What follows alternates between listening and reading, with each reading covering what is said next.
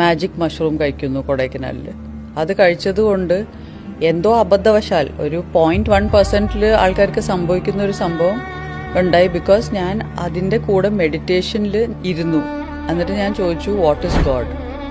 മിക്ക ആൾക്കാരും അതല്ല ചെയ്തുകൊണ്ടിരിക്കുന്നത്. അത് ചെയ്തിട്ട് അവർ ചെയ്തുകൊണ്ടിരിക്കുന്ന മണ്ടത്തരം എന്ന് പറഞ്ഞാൽ destroying your brain, your health എല്ലാം ഡിസ്ട്രോയ് ചെയ്തുകൊണ്ടിരിക്കുന്ന ഒരു സിറ്റുവേഷനാണെന്ന്.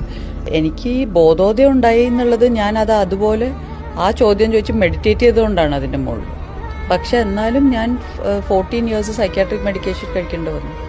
ഇത് കാരണം ഡിപ്രഷൻ വരും, ആങ്സൈറ്റി വരും, എല്ലാത്തരം മാനസിക പ്രശ്നങ്ങളും കയറി വരികയാണ് ഈ അൺനെസസറി സബ്സ്റ്റൻസ് യൂസ് കാരണം. അവിടെ നിന്ന് ഇനി കയറി വരണമെങ്കിൽ നമുക്ക് ഏതെങ്കിലും ഒരു ലക്ഷ്യം വേണം. അങ്ങനെയാണ് 2004 മുതൽ ഇപ്പോൾ 2025 വരെ ഞാൻ നിങ്ങളുടെ മുമ്പിൽ ഇരിക്കുന്നത്, നിങ്ങൾ അറിയപ്പെടുന്ന ഒരു ആക്ട്രസ് ആയിട്ടിരിക്കുന്നതും